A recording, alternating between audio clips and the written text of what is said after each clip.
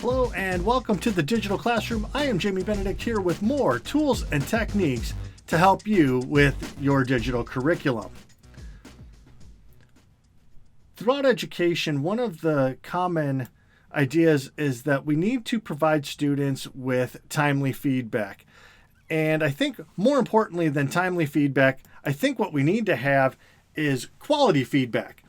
And with the digital instruction, one of the things that we're able to do with our technology is not only provide quality feedback and timely feedback, but we can provide personalized feedback for our students. And that's going to give us a lot better idea of what the students need to learn and how they're doing. But it's also going to give that student a lot more idea of what they need to be working on and how they can improve their performance. So let me show you how you can use your learning management system to create quality, timely, and personalized feedback for your students. So I'm going to click into Google here, and I've already created an assignment here in Google, and what I want to do is I want to add a rubric to this assignment. So you can give this rubric a name. We can call this presentation rubric, or project rubric, whatever you want to call it. Once you are in, now this is the basic setup. So it gives you your criteria. It gives you basically a 5-point scale, 5 points to 0 points, and you have 5 points here on the end. Now I have a 20-point assignment that I've set up here. So I can set up my rubric to match my 20-point assignment, or I can choose to make an adjustment there, and I'll show you what that does for you. So you can actually do a full rubric in here, or you can choose to write freeform on this. And as the students get to a particular area, you just type in comments for them, or you can actually put criteria in here. You can remove the points from the rubric. I wouldn't recommend doing that.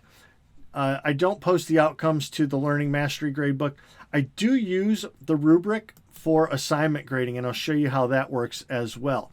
So here I have my criteria. Now, one of the things that I dislike about Canvas is that you cannot upload a rubric from a Word file or an Excel file. You actually have to go in and type this, and I've been waiting for them to add this feature. But there are a lot of great rubrics out on the internet for teachers, or you can just transfer your own in there.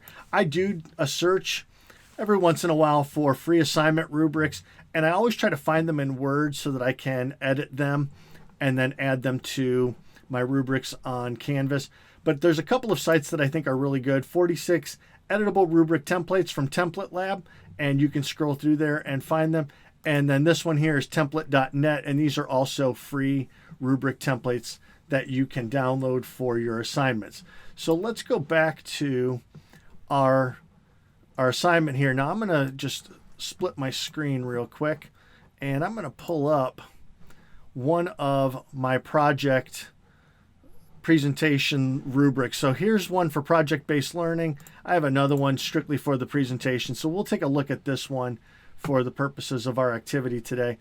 And I'm going to change the criteria here. So what I can do is click on this pencil, and I'm going to add my category or my content area that I'm evaluating. And you can add a long description to this to let the students know what this particular area covers.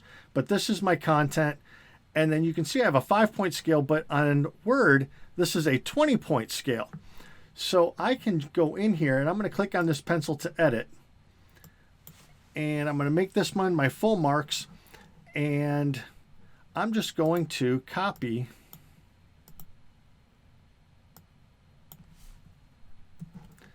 and paste this description into the rating description.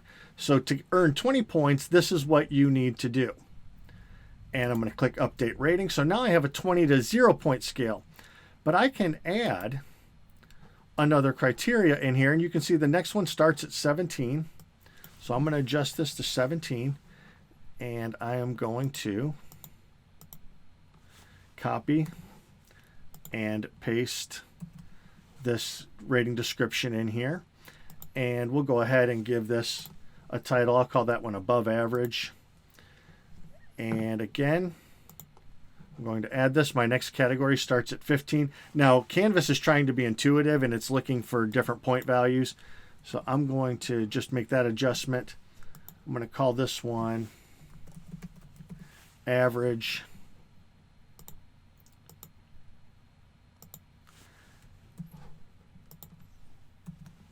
And again, paste that rating. And then, again, that one goes to 13. This one is going to be below average. You can certainly make those far more specific. I'm just putting a simple category on there just for the sake of this tutorial video. But let's go ahead and we'll update our rating. So now I have a 20-point scale, 20, 17, 15, 13, and 0. And if I want to add another criteria, then I can. And I can call this one my presentation criteria. And again, I'm going to add these scores in here. We'll just do this for one more category.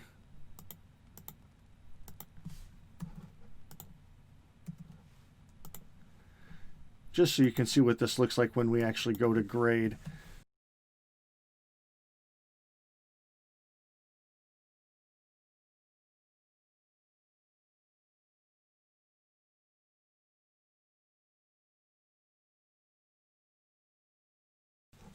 So I now have two categories in there. Of course, I have a lot more that I could add for this. We're going to leave this right here for now.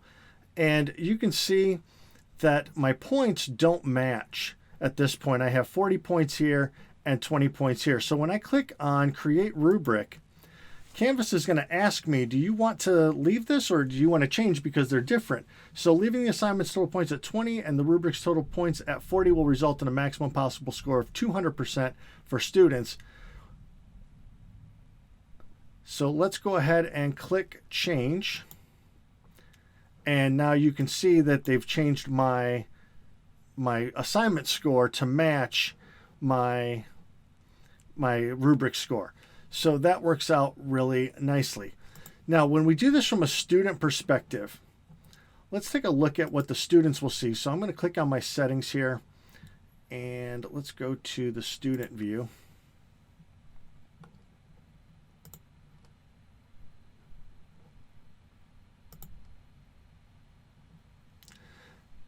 Now, for the students, they are going to see this rubric and they'll actually have an idea exactly what you're looking for when you are getting ready to grade their assignment. So they know the criteria ahead of time. Now this one I already put a submission in and I'll show you what this will look like when we go to grade it. But this way the students now know exactly what they're aiming for. So let's go ahead and leave student view and let's go look at the grading process.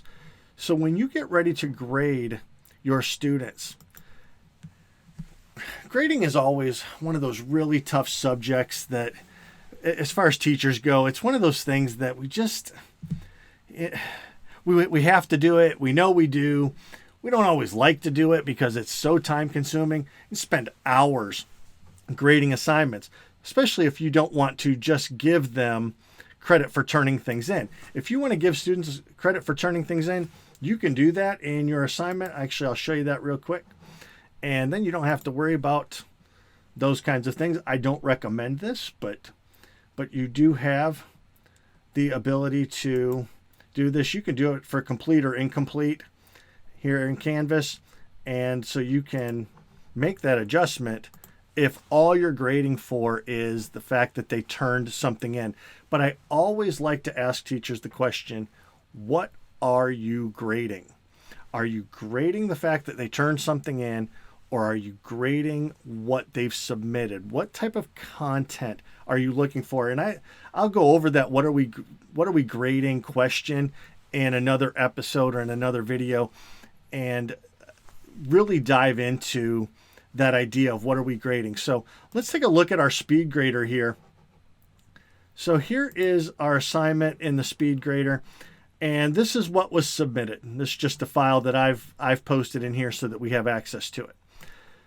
Now, I could just stand in here and type comments and go over it and and make notations of things that I see. But, this one's a 6-page document. And so that could get really built up in comments, and they're really going to be hard to sort through for the student.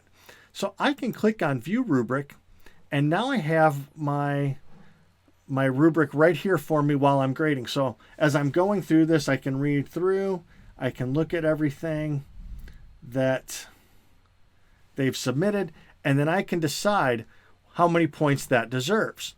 Now, I could look at this and say, well, I've got 20 here and 17 here. It's not really perfect, but it's also a little bit better than average. I can actually come over here and type in physically 18 points if I feel that this one is worth 18 points. And then I might come in here and click on our comments and say, I took 2 points off for whatever.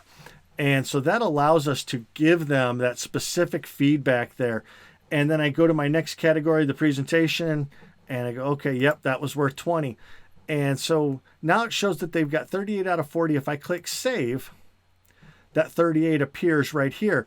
So when the students go to look at this, and this is an area that you will have to show the students, and you can add your own comments at the end and do, hey, nice job. Great work overall. Keep it up. And click on submit. And so now that submission is in there. You can also do a video comment or a speech recognition comment or an audio comment, or you can actually attach a comment for your students as well, or attach a file for your students there. So now what does it look like when the students see this? So again, let's go back to our settings and let's go into our student view. And for the student now, you can see that they have 1 grade posted.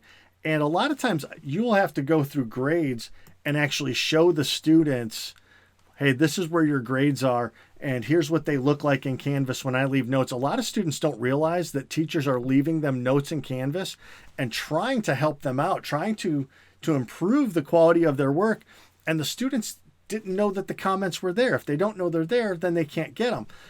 So what they're waiting for is whatever gradebook system you're using, and that doesn't always tell the whole story. So here's our assignment, the Monday assignment, 38 out of 40. And right here, you can see that I have specific comments that I've typed to them. That's what I typed at the bottom. But they can also see the rubric, and they can see exactly where they lost points. So this one shows that they got 18 out of 20, and I took 2 points off for with that detail. Now you're giving them feedback that they can use to improve their performance.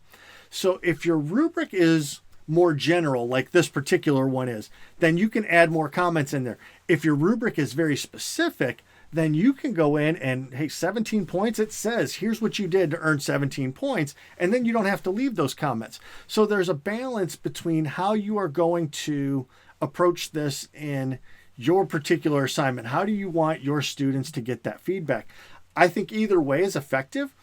But the key is making sure that we are giving them those comments, and then, of course, showing them where you can find those comments. Once you've got rubrics created, and I know a lot of writing rubrics can be very similar, a lot of presentation rubrics can be very similar. There might be some other rubrics that you use that you can use them over and over and over again. So if I go into my assignment again, and I want to find a rubric for this. So I can edit this rubric still, even though it's in here already. I can edit, and I can click on Find a Rubric, and I can actually scroll back through all of my classes. And this one here, this is a presentation rubric that I use all the time. It's got 5 criteria, 50 points possible. I can just select that rubric and say use this rubric, and now I've already got it included. So here's my 50-point assignment. Now, of course, this is off because that says 50 and this says 40, so I'll have to go back in and make that adjustment. But again, it's trying to save me some time here. And I just use a 10-point scale for 5 criteria. That's 50 points. And I can make adjustments in there for 9 points or 7 points or 5 points or however many points that I want to use for that particular assignment. But again, I type a lot of comments for students, especially during presentations. While they're presenting, I can sit and type. I can knock out the points. I take a couple of minutes at the end just to add my own little comments for the students on their specific presentation or their specific PowerPoint, whatever it looked like, or even their general ideas. And I really want to grade their ideas. Usually for my presentations, I've graded their content first, their ideas first, and I actually grade the presentation separately because I spend a lot of time focusing on presentation capabilities and learning how to present properly. So I grade 2 different things. So they'll have a score for their content based on the materials that they've submitted, and then a score for their presentation based on their actual presentation in front of the class. So rubrics are great in being able to save you time, but also be able to create that personalized instruction or that personalized feedback for our students and really give them some valuable insights into how to improve their performance in your class. And I think the more that teachers start doing this, the better off these students will be, because when they get to the college level, I know that these are the kinds of things that they are going to be seeing, and they'll know how to find it. They'll know exactly what they need to do to improve their performance, and we'll get a lot more out of the students this way. So just another option for you to include in your assignments as you are creating them for this school year. Thank you for joining me in the digital classroom today. If you have any questions, always feel free to send me an email or send a message through Facebook. Don't forget to subscribe to my Facebook page at The Digital Classroom, and subscribe to my YouTube channel, The Digital Classroom, so that you don't miss any of my tutorials or any of the podcast videos that go up. I'm Jamie Benedict for The Digital Classroom, and until next time, class is dismissed.